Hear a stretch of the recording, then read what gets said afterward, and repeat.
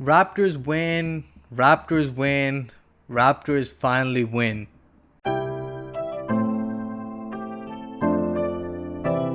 Raptors barely survive against the Charlotte Hornets, who were coming off a back-to-back, and they looked tired near the end of the game.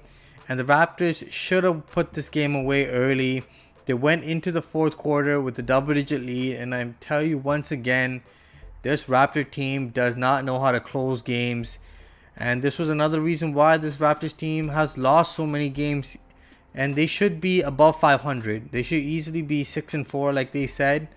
But instead they're 2-8. And the Raptors barely hold on to win this game and improve to 3-8 on the season. They face the Hornets again on Saturday. So 2 days from now. And you know what? This game, this was a bogus game from the Raptors.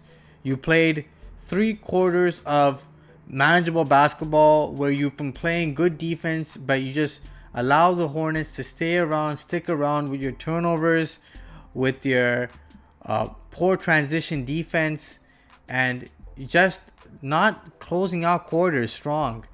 They allow the Hornets to get back in the game every single time, and the Raptors did the exact same thing in the fourth quarter, but this time they couldn't even score a basket.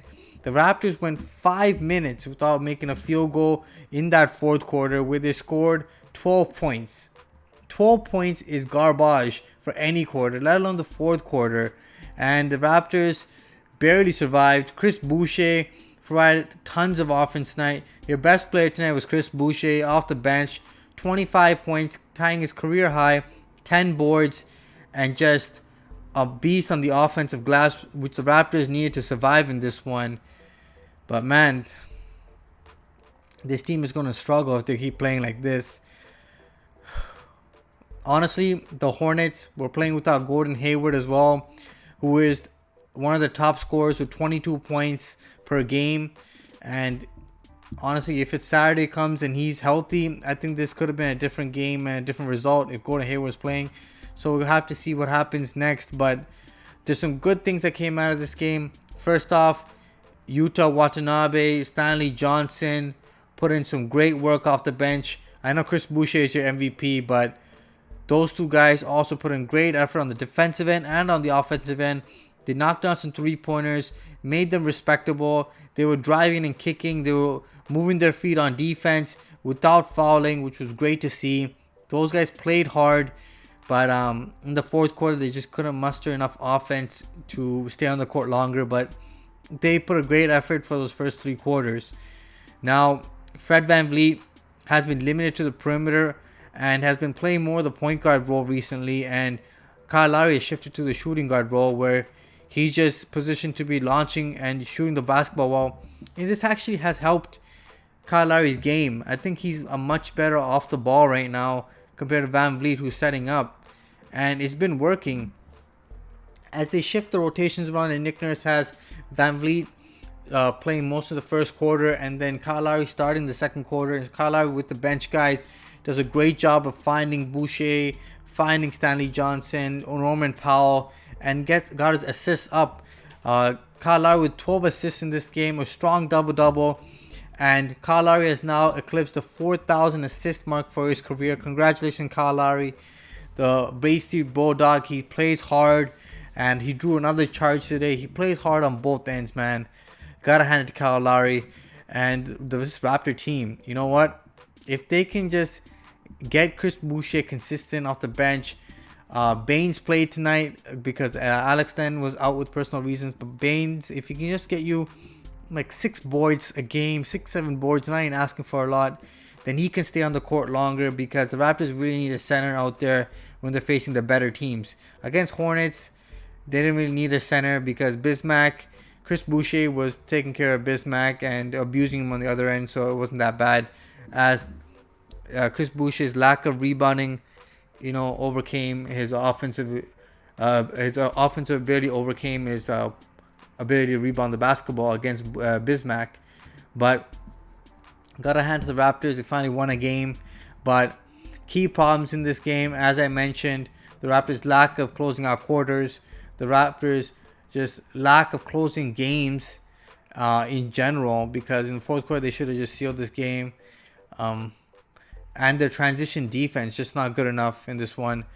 As the Raptors allowed LaMelo Ball, who is not a shooter, the Raptors kept pushing up and up. I know he hit a deep three in this one, but it's not a respectable shot. That's a distance shot. Most guys aren't going to make it 9 times out of 10. So you just stay off on that. But they allowed him to get into the lane. And Chris Boucher has a tendency to always go for a block or just run back in when the guard drives in looking for that block. And he allowed Miles Bridges to be open twice in that fourth quarter. One, Miles Bridges knocked down. The second one, he didn't. But there's no one even close. No one even running at him. So the Raptors got to do a better job in not allowing these shooters to be wide open. Terry Rozier was a problem today. And Devontae Graham was a little bit off tonight. So it was decent. The Raptors survived there.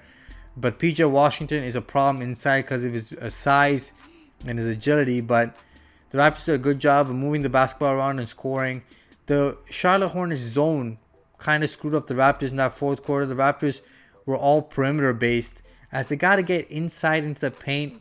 The Kyle Lowry, Pascal Siakam pick and rolls got to work, and Pascal Siakam was making good reads, but the Raptors got to use that more often and allow Pascal Siakam to be at the top of the key, right in the middle, and just survey the floor and then make the right decisions, either to shoot it, drive to the lane, or kick it and move it around. Pascal Siakam's the key to breaking these zones.